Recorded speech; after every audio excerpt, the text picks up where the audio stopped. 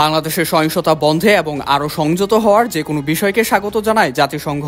একই সঙ্গে সরকার গঠনে সবার অংশগ্রহণমূলক প্রক্রিয়াকেও স্বাগত জানায় তারা। শুক্রবার জাতিসংঘের মহাসচিব অ্যান্টনিও গুতেরাস সহযোগী মুখপাত্র ফ্লোরেন্সিয়া সোটা নিনো ব্রিফিংয়ে একথা বলেছেন। তার কাছে একজন সাংবাদিক জানতে চান, শেখ হাসিনা শাসক গোষ্ঠীর পতনের পর শান্তিতে নোবেল বিজয়ী প্রফেসর ডক্টর মোহাম্মদ ইউনূসের নেতৃত্বে বাংলাদেশের নতুন অন্তর্বর্তীকালীন সরকার গঠিত হয়েছে। এ বিষয়ে জাতিসংঘ মহাসচিবের দৃষ্টিভঙ্গি কি? জবাবে মুখপাত্র বলেন, এই বিষয়ে নতুন কিছু নেই আমার কাছে।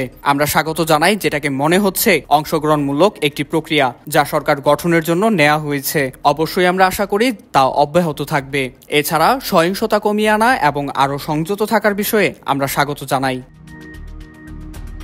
এদিকে শান্তিতে নোবেল বিজয়ী ডক্টর মোহাম্মদ ইউনূসের নেতৃত্বে বাংলাদেশের অন্তর্বর্তীকালীন সরকারের সদস্যদের শপথ গ্রহণকে স্বাগত জানিয়ে বিবৃতি দিয়েছে ইউরোপীয় ইউনিয়ন ইইউ। পররাষ্ট্র নীতি বিষয়ক প্রধান জোসেফ বোরেলকে উদ্ধৃত করে বিবৃতিতে জানানো হয়, বাংলাদেশে এখন ক্রান্তিকাল চলছে।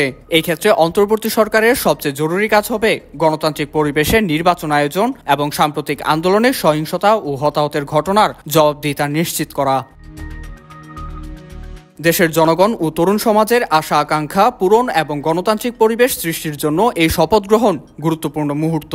ইইউ বাংলাদেশের নতুন প্রশাসনের সঙ্গে কাজ করতে এবং গণতান্ত্রিক ক্ষমতা হস্তান্তরের জটিল এ কাজ তাদের সহায়তা করতে আগ্রহী। নতুন এই প্রশাসন সুশাসন, গণতান্ত্রিক মূল্যবোধ এবং মানবাধিকারের প্রতি শ্রদ্ধাশীল হবে এবং একটি শান্তিপূর্ণ এবং অন্তর্ভুক্তিমূলক প্রক্রিয়ার অংশ হবে বলে আশা করা হচ্ছে।